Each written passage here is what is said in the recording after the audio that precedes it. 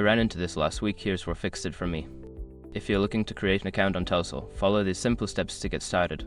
Step 1. Visit the Telcel website. Go to the official Telcel website using your preferred web browser. This is where you'll find the option to create a new account. Step 2. Click on Create Account. Once you're on the home page, look for the Create Account option. This is typically located in the top right corner of the page. Step 3. Fill in your information. You'll be prompted to enter your personal information such as your name, email address, and phone number. Make sure to double check for typos. Step 4. Set a password. Choose a strong password that meets the security requirements. It's important to use a mix of letters, numbers, and symbols. For example, avoid simple passwords like 123,456. Step 5. Verify your account.